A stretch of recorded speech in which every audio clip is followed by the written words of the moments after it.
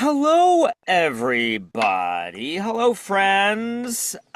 Rich, can you spotlight us happy four?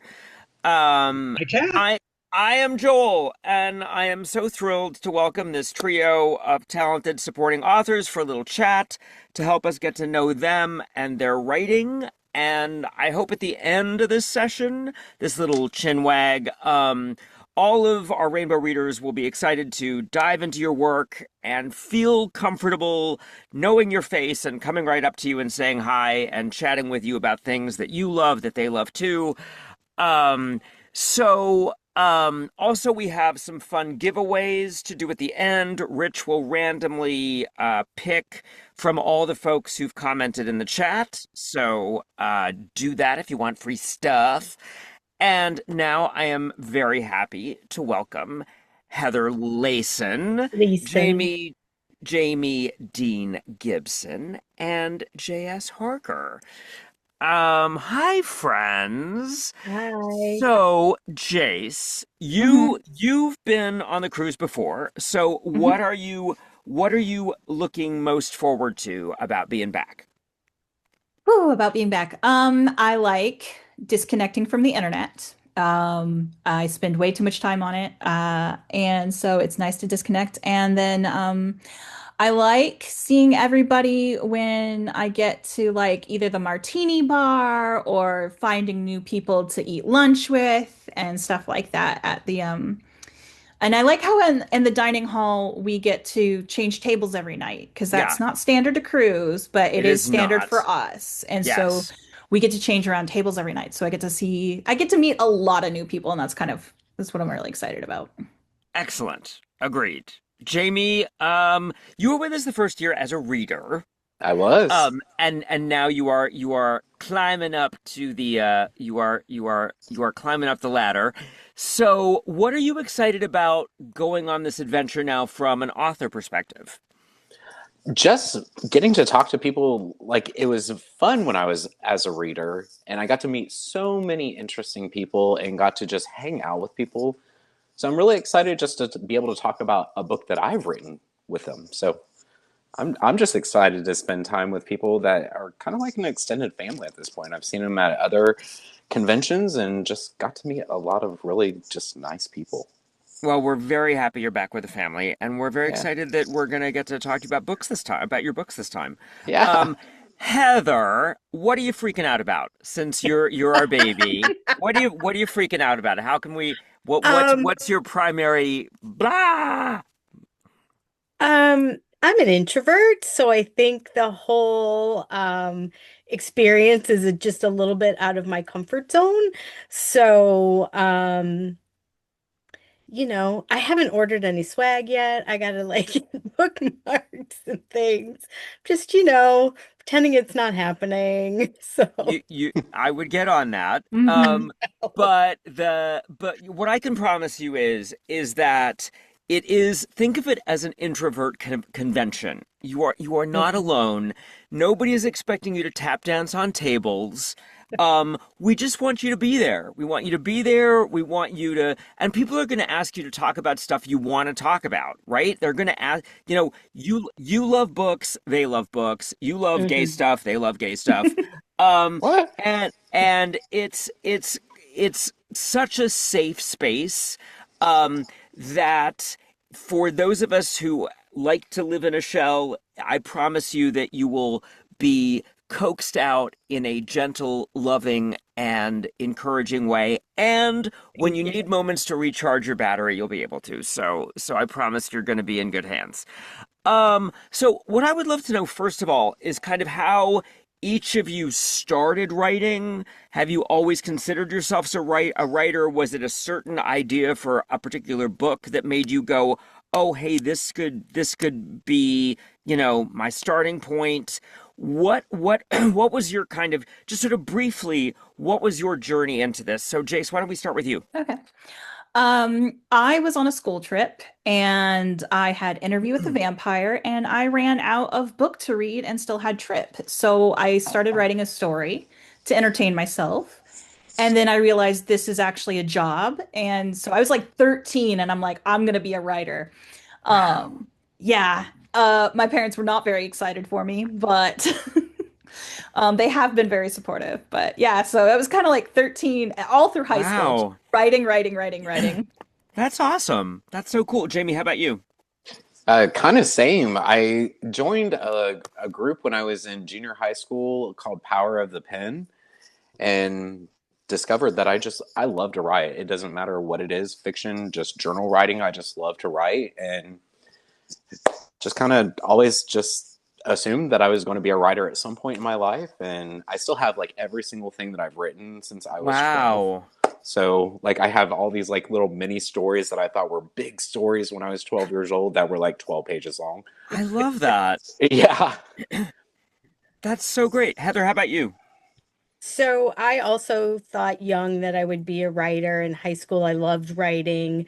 I thought I was a good writer. I got A's in English. I went to college and took an entrance exam, and I had learned whole language, and I didn't know any of the parts of speech or anything. So I was put in remedial English. I was like, well, that's it. That's it for me. I can't be a writer if I don't know the parts of speech. And so it took another 20 years for me to come back to writing. And I've written a middle grade, a YA, a straight romance, and then gay romance chose me. Amazing. I love that. I love phrasing it like that. I love that it shows you. I think that's really cool. So for all three of you, who do you think were your biggest influences getting into writing queer fiction? Jamie, let's start with you. Honestly, I really love Daryl Banner. I said Daryl Mm-hmm. Dixon because I'm thinking Walking Dead, but Daryl Banner, I really loved his work. And then honestly, like Joyfully J, like has been such a angel to me when it came Mm-hmm. to writing, and kind of just gave me the push that I really needed to actually just publish something, like just get out there and do it. Yeah. Oh, Yeah, we love Jay. Jay is yeah. our dead mother. We couldn't do this without Jay. She is our family wrangler. She's our And, mother hen. And you said like for introverts, like she will definitely just grab a hold of you and just pull you out and be like, "Now you're an extrovert." Um, Heather, how about you? Who were your biggest influences getting into this? So I think my biggest influence would probably be Kay Webster because I read The Wicked Lies Boys Tell, Oh yeah. and it's a high school coming of age romance. Mm-hmm. And my twisted brain said, what would happen in 20 years if one of these characters was dead? And what kind of man would it take for the other one to fall in love? And I wrote that book in 6 weeks. Wow. So yeah. Nice. I mean, I spent 2.5 years editing it, but the initial story. Chase, how about you? Um, I fan fiction was kind of the big push. Mm-hmm. And so exploring the fan fiction space and writing some of those stories. Like Jack and Yanto back in the day. Uh, and so just exploring on my own is kind of how I got into it. And then seeing published authors with careers in it and knowing that I could be explicitly queer and have my stories read everywhere is kind of what helped push me to keep going in this space. Yeah. Heather, I know your books don't shy away from a little bit of angst, right? Yeah. So, how do you find, as a writer, how do you find the balance for that? And why do you think that, when we think of reading, and I think particularly like the romance space, when we think of it as a kind of escapism, why do so many readers love it when authors put their characters through hell? Like it is a thing. Like people want angst. And so how do you balance it and why do you think people crave it? I think, well, especially in romance, because you know that it has a happy ending. You are guaranteed True. a happy True. ending. So you know that even if they drag your heart through the meat grinder, that it's going to come back around and heal you.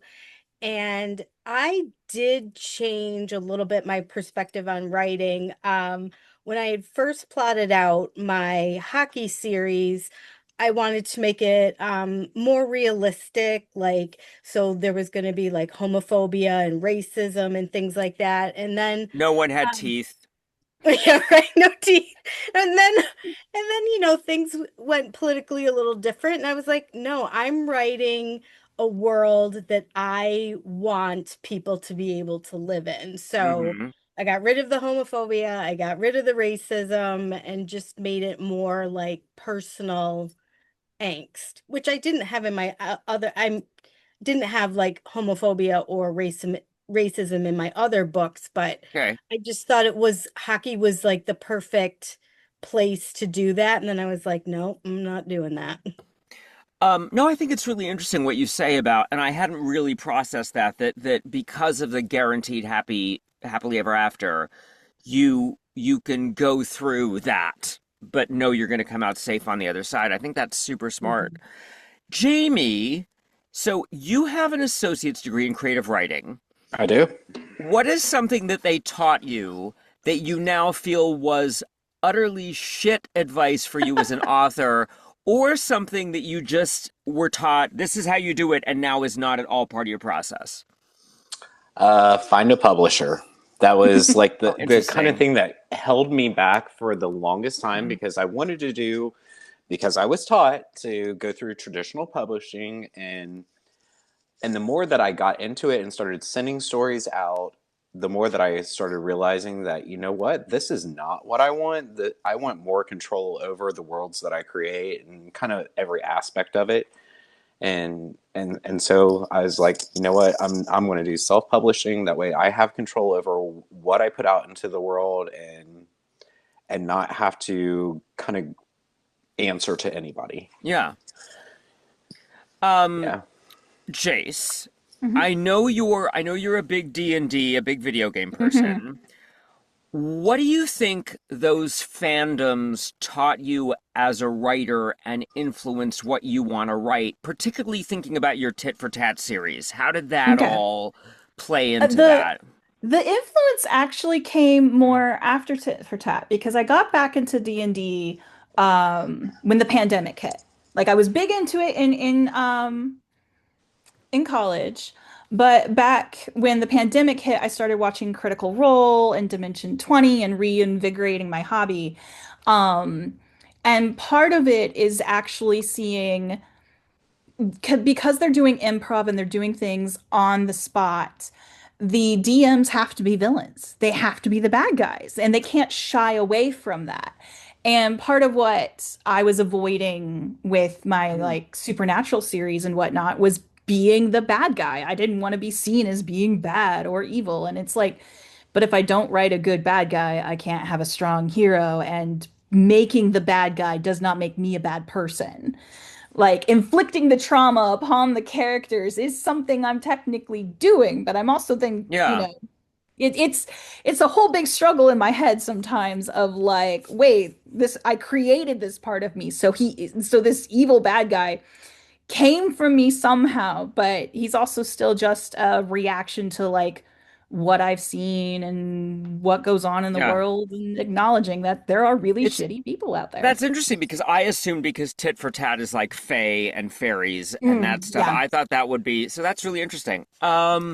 So Heather and Jace, are there any tropes that you really love that you have not yet incorporated into your writing that you're dying to use? So Heather, you go first.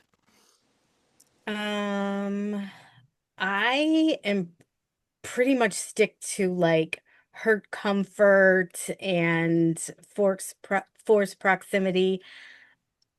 I do need to branch out more. I can't think like off the top of my head.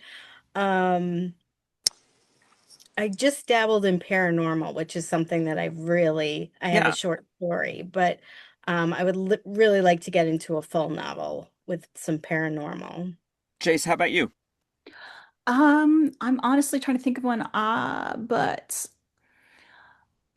right now, the thing I really kind of want to play with is like doing another Portal romance because his fairy prince almost mixed up my titles. His fairy prince was sort of a Portal romance, but I really like Like I'm reading Long Live Evil right now, which has this character taking over another person's life in a fantasy setting, and I really like that trope and the idea, but I have not played with it yet. Um, so, uh, Jamie, I know a lot of authors dread writing blurbs for their book. Um, Tell me about writing your first blurb, and does that process ever get any easier? No, no, not at all. When I wrote the one for the Bandana Legacy, that was probably the closest that I've gotten to easy, but still was not easy. Like I'm more of like I want someone to know what the story is about, not just kind of tease where it's going, but I want you to know, hey, this is where we're at, and this is what's going to happen in the story. But then I learned that that's not quite how blurbs work, and so yeah, that has been a major struggle for me. I can't even fathom. It's got to be a nightmare. Yeah, yeah. Um, I get down to the end of the story and like get through editing and everything, and I'm like, how do I describe this book? How do I make someone want to read this book? um, Heather, so I know your first romance book that you ever read was You Snuck Off Your Mother's Bookshelf, correct? Mm-hmm. I did. Has your mother read your books? No, my mother has Alzheimer's, so she can't read my books. So, Has anybody in your family? um, my father and my children own my books. Um, I told my kids they can read them, but they have to read another gay romance first because I don't think one by their mother should be the first The one they. first one they read. I've told my father he can't read it.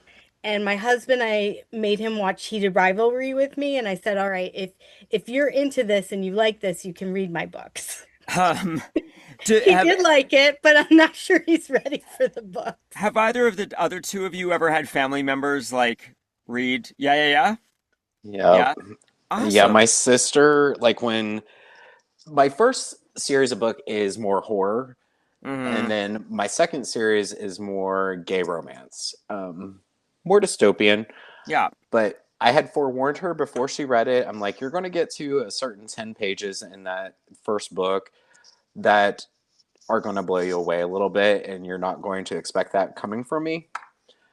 And then, so she called me one day, and I know how far she was in the book. She called me one day, and I'm like, "Oh, this is the call I'm dreading. I'm gonna have to explain to my mom or to my sister about blowjobs and everything else." And it wasn't that at all. Like she called me, and she's like, "Are there really homophobes out there in the world like that?" And I'm like, "Yes, there are." Interesting. Interesting. Yeah, so like kind of like she was a little bit of my test audience because Yeah. like she wasn't aware of like where homophobia really stands still in the world. And so it was kind of nice that like it hit kind of like a target audience for me Yeah. that like it drew somebody in that was like, "Oh my gosh, this really still exists." Jace, what is the best money you've ever spent as a writer?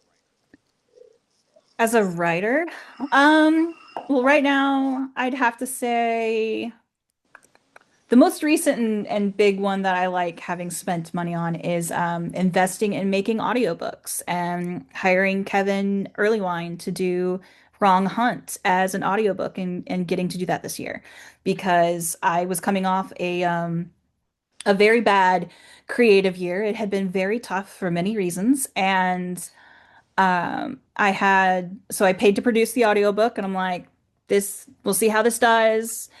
And I was sitting there listening to it, and I'm like, oh my gosh, this is a fun time. This is great. And you can only have a narrator do something great when you like the story. So I'm like, wait, I like my book. Oh, that's So lovely. so That's it was really, fantastic. yeah, it was really reaffirming in a lot of ways. That made me very happy about finally making the push into audiobooks. Um, Heather, how about you?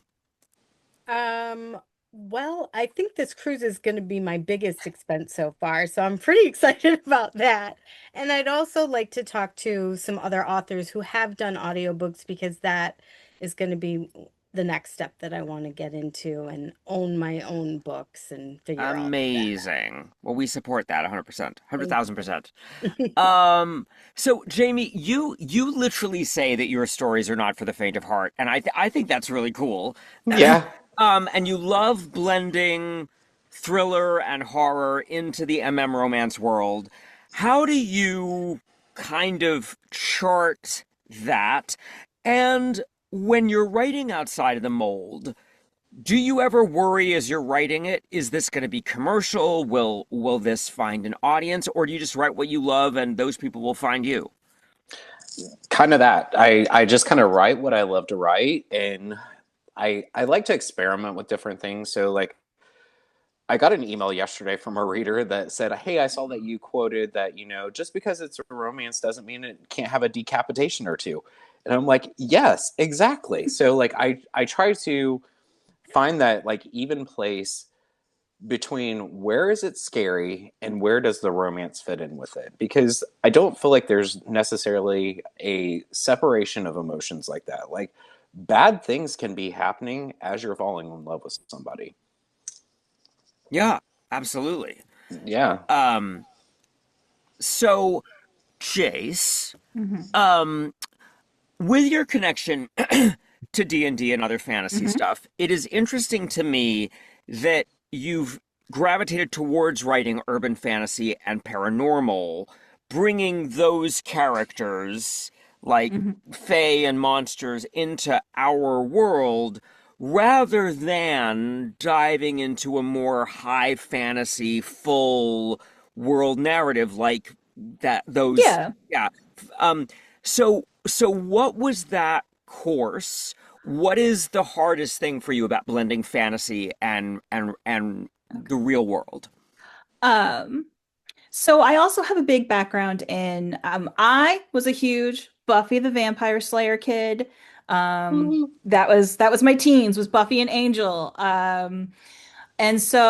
And reading like the Harry Dresden Files and reading Anita Blake. I think one of my reasons to really focus in on queer urban fantasy sometimes is because I didn't like the way Anita Blake was handling it back in the day. I think it's Interesting. changed. I think it's changed at this point, but like um I'm not going to get into that. That could be its own big ass panel. Um it really could. But so Right. blending in the fantasy, it's just in my head, it's just more interesting than contemporary. I would actually have more problems writing a standard contemporary because I'd be like, where's the magic? Where's the something Yeah, cool? yeah, yeah. Where's the thing that explains how this is happening or making this interesting? Um, so yeah, it's a lot of that. And so it has been interesting to help use D&D make my combat scenarios make sense though. Oh, yeah, yeah, yeah. Yeah, I have actually like made the character pages and put them on the table and figured out who could be where doing what when and who should really like fall in combat and have a terrible time and that kind of and how can I save them and that kind of thing. So that's kind of how I've blended D&D into what I've been That's doing. really So fascinating. That's really, really neat. Hmm. Um, for all of you, when you're an author early on in your journey, how do you navigate committing to a series? Being like, I don't know if this is going to work or if the rest of these characters are actually going to say anything to me, but we're going to call it a series. Let's just fucking go. Like, how do you do that? So, Heather, you want to go first? Sure. So my first book was going to be a standalone. And then one of the side characters spoke to me. And I was like, oh, I could do a duet. And then I'm like, well, I could do a third one too. And it sort of just like happened. And Hmm. then with my second series, I was like, I'm going for broke. I'm planning six. I'm telling people I'm writing six books in this series. And I wrote out titles and tropes and character names and Yeah. then just went from there. Uh, Jamie, what about you? Yeah, with the Tort series, like I always had that planned as a trilogy. Like I knew exactly where I wanted it to start and where I wanted it to end. And then with the Dark Rainbow X series, like it was honestly just completion anxiety. Like I was like, I cannot not finish this because I knew the ending before I knew the rest of the entire overlapping story, and I just wanted to get to that ending because that was the story to me. Like I just Hmm. wanted to see where these characters got, and then when I was outlining the entire series, like when I got to that final scene, like I cried when I was outlining it, and I'm like, this is how I want it to end. So like I have to write these stories. Jace, how about you? Yeah, as somebody who doesn't outline, I have my one series that I'm like, I'm not sure how many books they're going to be. I just know that I'm going to keep following this couple that has become a throuple at this point and see where that goes. And they've led into a very big world, open world, which is nice. I think it kind of comes down to a focus of whether or not you're looking at just commercial success or whether you're following the story. And following the story, if another one speaks to you, you write it. If you're following the commercial success, which is a valid path, and it doesn't sell the way that you think it should, and you do another one or two and you decide that that's not the series to write, then you let go of the series. I was intending to make Keep Me Safe into a series, but the pandemic happened and my inspiration for the series dried up, and I'm like, well, it's a standalone. There you go. Never mind the hooks that might be here. We may come back in 10 years. It's Eldritch things. They always Yeah. come back, right? Um, if Oh no. you Sorry, I just saw one of the comments and I'm like, no, I might write it. We'll see. um if you could sit and have dinner with any living author and pick their brain, who would it be and why? Jamie, how about you? Ooh. VC Andrews, Flowers in the Attic. Interesting. I love Interesting. from the moment I like probably like my teen years, I love that entire series. Flowers in the Attic, Petals in the Wind, like all of that. There is just something about that story that I just connect to, and that's probably why I write the way that I do. Heather, how about you? Um, I am a huge Lucy Lennox fan, and I was lucky enough to meet her as a reader. So I would love to just sit down with her and pick her brain and That figure. probably can be arranged. You can probably make that happen. Um, so that's awesome. Well, that's exciting. Jace, how about you? I got to do this a little bit last year. Not over dinner, but I ran into Jordan Hawk and just started talking, and so we just started talking, and that was awesome. It's another reason I love this cruise is I don't know which of my other peers I will get to have a meal with and chat with, and Right. it's Super cool. Jordan is a genius. There fun. he is so smart. Heather, you've been writing, so we're gonna do this year with our featured authors. We're doing a hockey sports panel. Can't imagine why. Um, but you've been writing a hockey series for a couple years now, right? For a Yeah, while. yeah, I have four published hockey books and two more coming in the series. So what was the hardest thing when you first started writing the Enforcer series? Um, I didn't know a lot about hockey. Like, it's been in my life. I dated a hockey player in eighth grade. My sister loves her More best friend's father. qualifications than I have. My sister's best friend's father was an announcer for our AHL team. So, um, but so learning the hockey and the rules and like um what is actually happening versus what like some casual watcher sometimes thinks. So I did get myself a sensitivity reader who's hockey specific. So Love she that. tells me exactly. She's like, that wouldn't happen. No, that couldn't. Okay. So Yeah. Um, yeah, I can't imagine. I'm really interested to talk about it with folks, but no, but you've got four in the series, right? Hmm. And it's all the same team. It's all the same team. I haven't decided in my next series if I'll do a paranormal series or I'll do another team, like in Hmm. another city. So it's the enforcers are set in New York City, and the first couple are teammates, and then a new player and a player's dad.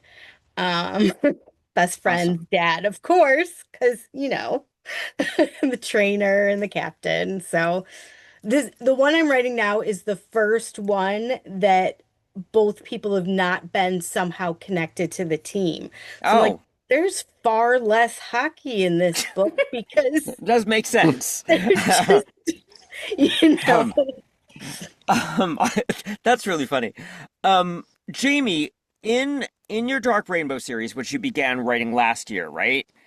Yes. So being gay has been outlawed, and the United States is now under the control of the American supremacy. So obviously, that's influenced in some way by the current political climate. Yeah. Is it hard as a writer to examine that and go down that road? And like, how do you like do that and not just depress yourself? Like, how do you make that creative and fulfilling for yourself and not end up, under a table crying? Yeah, so definitely, like I'm a firm believer in artists are here to disturb the peace, and so yes, because of our current political climate, that was definitely the idea. But I got the idea from going to a gay pride march, and I was like, where are the drag queens and where are the strippers? Because it is just nothing but church after church after church. Interesting. And then when I started writing it, and like even this past Pride, I just went to Columbus, Ohio Pride like 2 weeks ago, and I'm like, it's still the same thing. It's just church after church after church, and I'm like, which is great that we're being accepted more, but also like where's the originals? Like where's the drag queens? Where's the Where's the strippers? culture? Like Yeah. Yeah. exactly.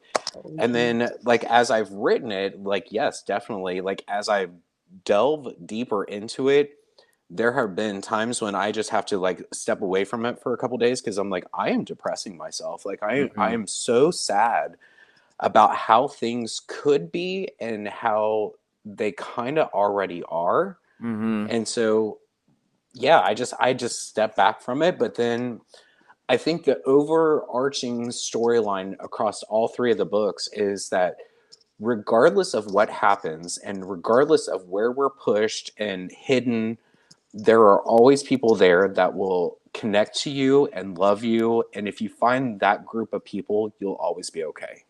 Yeah. I'm going to ask you about that in a little bit. Actually, I've got a question that'll connect to that. Okay. Jace, so vampires are my jam. I love narrating vampires. And for your Fang and Dagger series, Mhm. you're following one couple Yeah. through a trilogy, which in this kind of sphere of audience can be tricky. Mhm.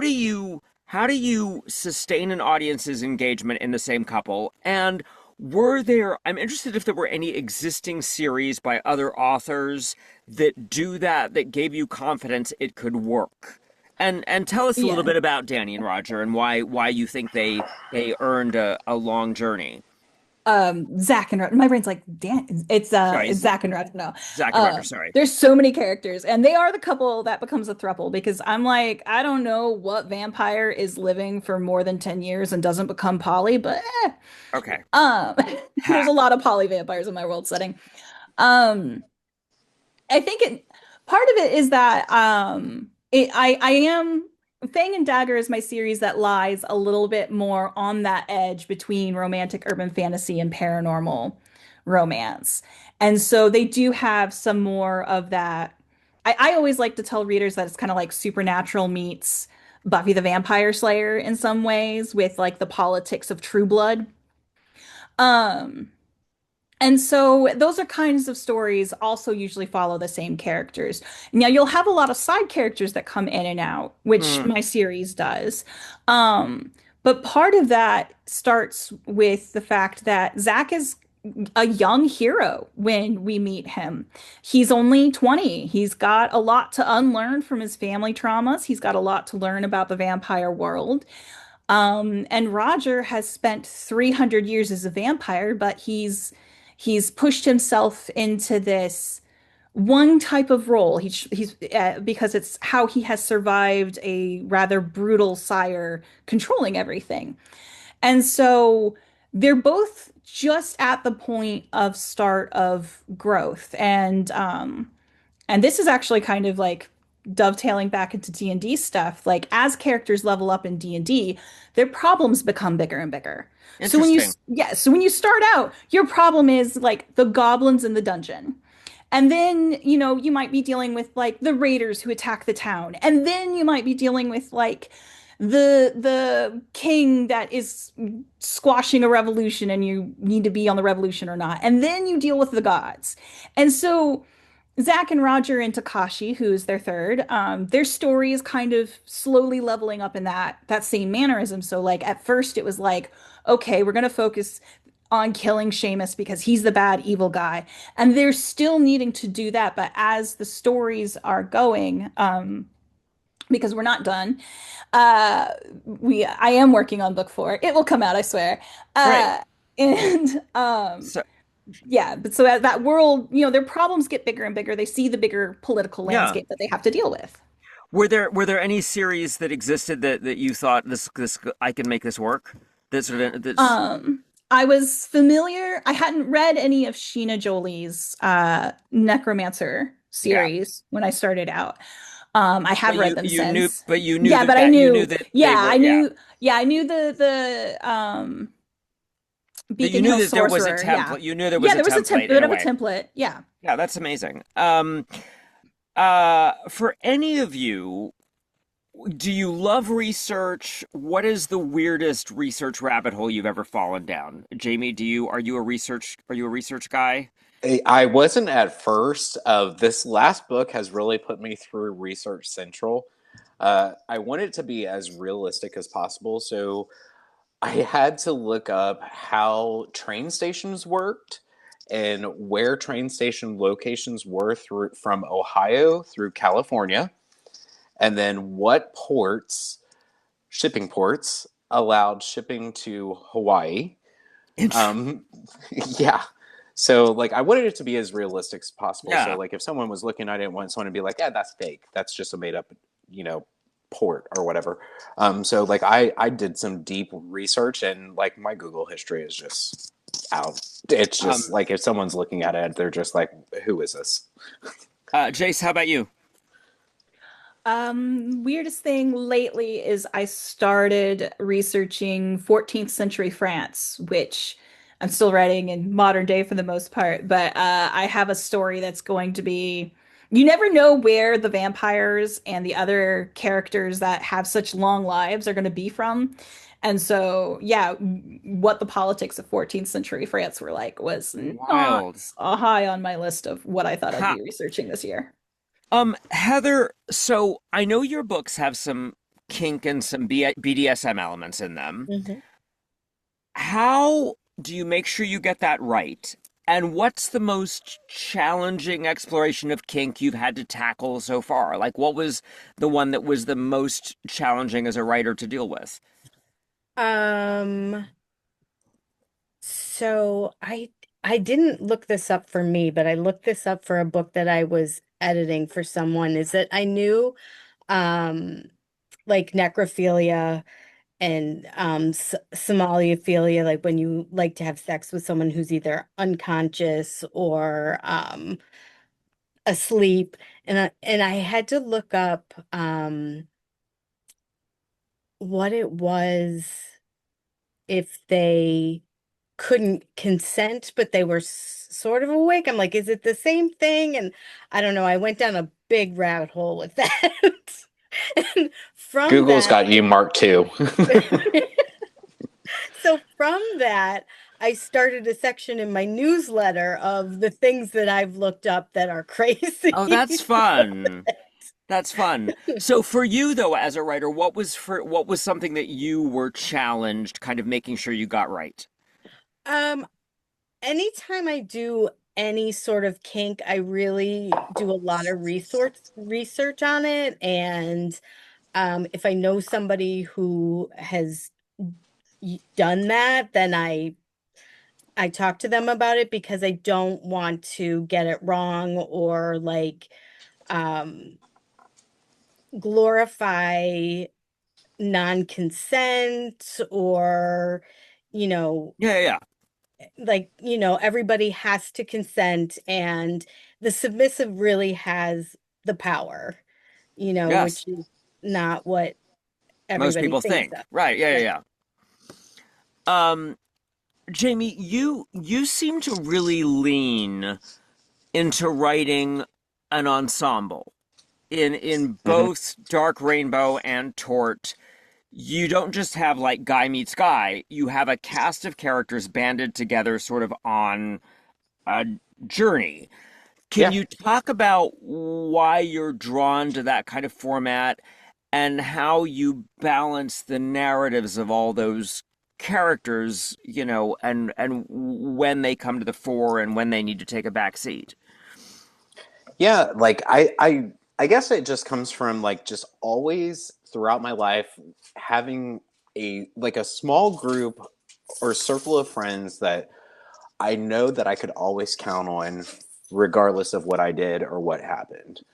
And so like I wanted to kind of pay tribute to each one of those friend groups, especially with the Dark Rainbow X series. Like I don't think that I've ever been like quiet about each one of those characters are based off of a close friend of mine. And Mm-hmm. like I just know that throughout with even with the Tort series, like there is a lot of graphic horror gore that goes on. But ultimately it comes down to not that, but the friendship group. How do they deal with it? And bringing characters to the front and pushing them to the back if I need to. It's where the story takes it. Like if there's a character that does need to be pushed to the back for a little bit, I'll push them to the back, but I don't want you to forget about them. So like if I need to just throw them into a scene just to get them back in the front so you remember who they are, that's what I'll do. Since they're based on people that like are actually in your life, do they ever like call you up and go like, "What the fuck did you do to me?" Yeah, yeah. So the bandana legacy is kind of the one that I'm more worried about with my friends because like I did ask them all before I started writing it. I'm like, is there anything that is off limits? And the character who bases Curtis is the one that I'm more kind of worried about because like I divulge a lot of information about that character, and he was just like, you know what, do it. I don't care. Like it's who I am. I'm not going to Yeah. hide who I am. And then kind of, I'm going to give you guys just a little bit of a secret. So the character that's based off of Micah, you guys will get to meet that person on the cruise. So, um, Fun. I call him throughout the books. I call him a slut bucket, and so like if you feel free to walk up, It's better than necrophilia. you know what? Right. So if you see some random person walking up with me, and Jay will know Yeah. exactly who this is, feel free to call him a slut bucket because he's going to enjoy it and he's going to get red in the face, and that's what he's supposed to do. But Excellent. please make sure there are no children around when you do it. Right. Can we I feel like I need a t-shirt now that says slut bucket. I don't know why. I'll We have should You can't chapstick swag. that say has that in slut front of bucket people who printed are All going to on it. right. see you in a month. So okay. So Jace, talk to me about your version of vampires.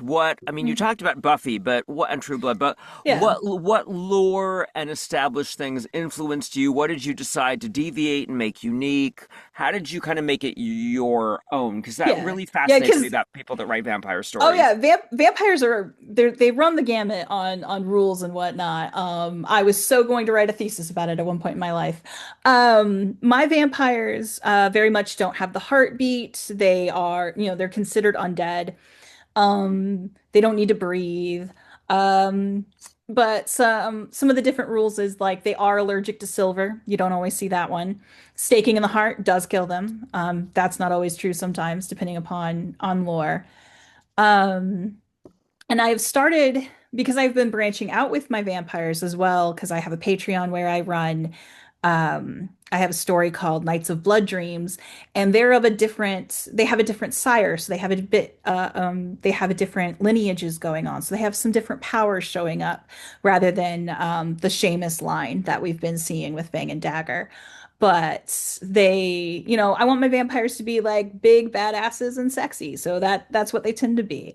The one big sticking point for me was that when it came to compulsion, because I was not huge, the whole reason I stayed away from vampires for a while was the matter of compulsion, because I don't like date rape. And that's what you are doing if you're not being careful with your vampire powers. Um, and so I have a friend. He talks me through all of my world building. I am so much of my world building. And we really narrowed in on, well, what if, the vampires, they can't create something. So using the laws of energy, which I already do most of the time, you can't manifest it out of nowhere.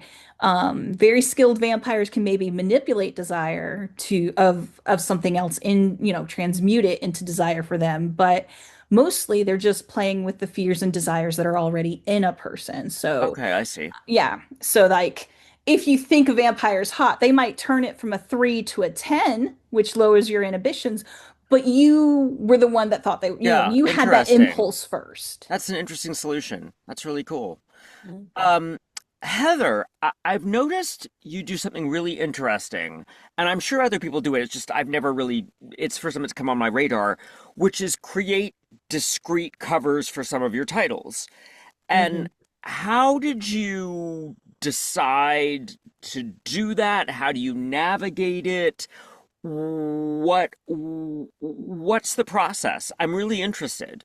Um, well, the first series, I had model covers and um, love them. You can like they cannot be popular, but they are my favorite. They will always be my favorite. Okay. And my cover designer just said, "Here, I did this as a gift for you," and she made me a discreet cover for it. Interesting. And so that's how that series had discrete covers. And then the second series, I was a little nervous, like if books were going to be suppressed or banned. So I went with it's just a hockey rink in different colors. How do you, if you've got two different covers going at once on sale, do the reviews cross populate? Do you know what I'm saying? Like if people are buying two different versions of your book, Oh, is it no, two they separate Amazon listings? It is because the discrete cover is only available in paperback. And Right? so I think I have one review from one of my discrete out of three of my discrete covers, and everything Interesting. else is on the model covers. No, But it's I know kind of it's what? neat. It's really Yeah. interesting. Um Yeah. and I it makes perfect sense. I never thought about it, but I think it's kind of it's I just it was I was interested in the juggling of the entrepreneurial part of it. Um, Jamie, if you could have one famous horror director adapt your work into film, who would it be and why? Oh man. Rest in peace, Wes Craven. Like, just like look at his filmology. Like, Mm-hmm. he has A Nightmare on Elm Street, Scream. Like, that man knows how to direct. I would love for like Wes Craven, even John Carpenter, to take like my Tort series and just run with it. Like, I want to be there to see what you do with it, but just run with it. I want to see what you can do with it. Like Uh, Wes Craven, top though, yeah. 100%. Our best friends, Paul and Brandon are on the cruise to help us out every year, and they are both horror fanatics. So you have to confab with them. You have Oh to bond. yes. Um, Jace, two questions, a goofy one and a legitimate one. Um, uh, well, no, actually, let's just. I think this is the more interesting one. So, Okay. which is the best Star Wars movie, Oh God. and why? Oh, okay. See, this changes every time somebody asks me this, I'm sure. Because as a kid, I would have told you Return of the Jedi, which is still very near and dear to my heart, but there is a big love for Empire Strikes Back right now. Just because of everything it can manage to carry narratively and accomplish and do. And you have the heroes making mistakes and those consequences coming out. And at the end, we're still left with a vibe of this is not the end. We like there is more to this story. Like we are not so beaten down that we can't have a Yeah. measure of hope. And if you were able to write the backstory of any Star Wars character in existence, who would you write their backstory? Can I rewrite Ray's? Okay. That whole she's the emperor's secret Yeah, child slash not a grandchild. fan. No, Not a no, fan. nobody thought that through at all. The most interesting thing about Rey was that she was a naturally occurring force user that came from nowhere. And that's what it should have stayed, honestly. She should have just stayed like, yeah, your parents dumped you here and we don't know why. Maybe we found like their crashed ship eventually. But for the most part, having the interesting thing about Han Solo is not that he's got this long and storied past exactly. It's that he's showed up and does what he does. And the same, I mean, it's more true of Luke. Like, yeah, we find out Luke has some great origins, but he was still a farm kid for 17 years. All right, so we will allow you to redirect Ray. Okay. Okay, so we're starting to wind up, but just last general question for each of you. Um, what advice would you give to somebody who is thinking about or has the yen to write? How do they get that first chapter down? How do they actually make it happen for the first time? Heather, you want to go first? Or um, you just have to do it and not worry about spelling and sentence structure and does this dialogue sound realistic or stilted? You just have to start and you just have to keep going. And I'm a big proponent of not going back to edit while you're writing. And I know some writers absolutely can't do that. But I think it helps. It's never hurt me not to go back. Like Yeah. sometimes I've gone back and changed things and I'm like, ah, I shouldn't have done that because blah blah blah. So Mm-hmm. you just got to do it. Sit down and do it. Anybody else? Yeah, I would, same. okay. Go Jamie, ahead. go Go go. ahead. Yeah. Oh, okay. I would say don't share it too soon. Oh, interesting. Just because you get that first chapter done doesn't mean that it's time to share it with somebody. And also don't be surprised if the first time you get a story done and you hand it to all your friends and they aren't in love with it. It's kind of it's a thing we don't say really a lot, but like a lot of writers throw out their first million words or their first million words aren't as good as the next million. Yeah, Yeah, it's just there's an experience to be there, but yeah, you can't expect yourself to write perfection right away yeah. because you it's the have to, same in my yeah. it's the same in our job. It's Hmm. exactly the same in our job. Jamie, how about you? I was going to go along the same lines. Like, just get it done for one thing, and then, like, don't offer any apologies for what you're writing. There will always be someone that wants to read something different, even if it's something so far fetched that you think no one will ever like it. Write it out. Someone will find it and someone will love it. And then, like what you were saying with friends, like your friends are more than likely always going to be nice to you. So, like, sometimes it's just better not to let your friends see it at all and then just make them a character in your book later. Um, all right, the time has come to tell us about your most recent release. What was the inspiration? What do you love about the characters? What do you think readers are going to respond to most strongly? Tell us about the latest thing. So, Heather, you want to go first? Sure.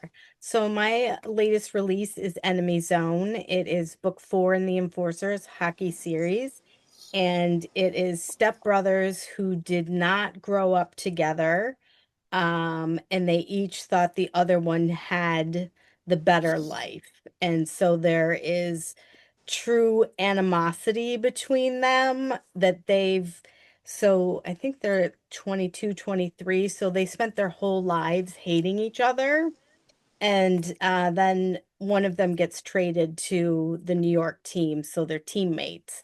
So they have to work together. Um, I don't even remember where I got the information for that one, but it was my first biracial character. So that scared the crap out of me. So I worked really hard with a sensitivity reader to get that right. And Jamal's hair is like, they'll say the setting is another character. In the book, Jamal's hair is another character in the book. So Jace, how about you? Okay. So I'm gonna cheat. I have two things. Most recent release has been Knights of Blood Dreams, which Okay. the first collection from my online Patreon, where the readers are voting for all the character I want to yeah, yeah. focus on what people Focus can on what get that what they can people can get. get. Yeah. Okay, that is one thing they can get is that collection. And then the other thing is the Love Schematic is upcoming. It will be out by the time of the cruise. And Yay. it's part of the Midsummer Marriage Market Misadventures that I am in a collection with a bunch of other authors doing. Sorry. And what's it about? Oh, right. It's about so an inventor is going to the market because he needs to find fundraising for his big project, and a nobleman is supposed to get married, but he finds the inventor and they go and start having adventures their own. Is Oh, eventually is the idea. So it's a really short, meet cute, and oh, really fall in fun. love real quick, and actually more fantasy setting. So. Love that. Very cute. Jamie, how about you? So my most recent release is going to be the Bandana Legacy, and it's coming out on Friday. Okay. It is the final question mark in the Dark Rainbow X series. Um, so it's a gay dystopian. So there is a core group of friends that are trying to make their way to freedom. It just so happened that I released it the day before Independence Day. So I always, like, as I've gotten everything ready for this release, it's just kind of been gearing toward independence. So that's kind of the theme of this book. Mm-hmm. And yeah, there are some different love stories going on at the same time within this world. And the ending makes me cry. That's the best that I got for that book. Like the ending, like I hope it does the characters justice. I hope I did the characters justice. And the first book in the series is what? The Triangle Revolution. The Triangle Revolution. All right. Yeah, Uh, so that one they're all trying to get from Ohio to Canada by foot, and bad things ensue. um, all right. This has been so fun. Like I love getting to chat with you all and like getting to know your work better and like what makes you tick. So let me just tell people, pre-orders are closing soon. Rich is going to put that link in the chat. All three of these authors will have books available on board. Um, Also, please join us again for our second supporting author panel spotlight, which is July 13th at 7 p.m. Eastern. I'm waiting for Rich to tell me I've gotten something wrong because I usually do. Oh, you're Um, good. and that will be I'll be featured. sending an email with Yes. the link for that. And then you do not want to miss Rich's epic pre-cruise and conference orientation Zoom. He covers so much awesome info and answers all your questions. That is July 20th at 7 p.m. Eastern. If you haven't been with us before, if you haven't cruised before, please come. You will learn so much. Rich will send an email with registration for those events. All right, so now let us do the giveaways. Heather, first of all, is going to give away a copy of Enemy Zone, her most recent release. Hacky. And so, Rich, who's going to get that? Okay. The way I do this is I scroll up and down like a spinny wheel, and then where it stops, Spinny it stops. wheel. The spinny wheel has stopped at MJ Jean gets that one. Yay! And Rich, do they will contact you, you will contact Heather, Heather will get them. How does this work? This works in that I will get Heather MJ's information. You will make a so note. that You will make a note. Okay, great. Yep. And then Heather, you are also doing a whole big Pride giveaway on BookBub. Can you real quick tell folks about that? Yes. So the whole month I've been giving away books. And all you have to do to enter is follow me on BookBub. But the tricky part is you have to like reply to me or DM me on Instagram because I will have no way to contact you if you don't, which is a problem I've run into. So if you can get more free books, Awesome. if you follow me on BookBub. All right. So BookBub, message Heather. Brilliant. What's your Instagram handle, just so they know? Heather Leighson Writes. Everything is on BookBub, on IG. Everything is Heather Leighson Writes. Fabulous. LEI. Jamie is going to do a giveaway of his Dark Rainbow series in print that the winner's going to get along with their pre-orders, so that's super awesome. Rich, the winner of that is... Scroll, and stop. Elizabeth Liz Sampson. Yay! Woo woo. And then Jace is going to give away a physical copy of Wrong Hunt, which she will have on the cruise to give to the person. So that might get sent ahead. Like, oh, okay. Well, if I send my pre-orders ahead, it'd be in your stuff. Perfect. That goes to Grace Pope. Okay. Yay! And it is a new cover. I redid my cover for Wrong Hunt. So if you happen to Fun. have a copy, it's already new. For those of you who may be watching the recording of this and you would like to know more about joining us on the Rainbow Readers Cruise adventure, please take a look at rainbowreaderscruise.com. You can reach out to Rich with any questions. I want to thank so very much Heather, Jamie, and Jace for helping us kick off our pre-aquatic adventures. The three of you have been really fantastic, and it's been so great to get to know more about your passions and your work. And we can't wait to see you on board for all the shenanigans. Thank you all so much for joining us, and we will see you again for the next panel. Good night. Thank you guys. All. Thank you. Bye. Thank you. Bye.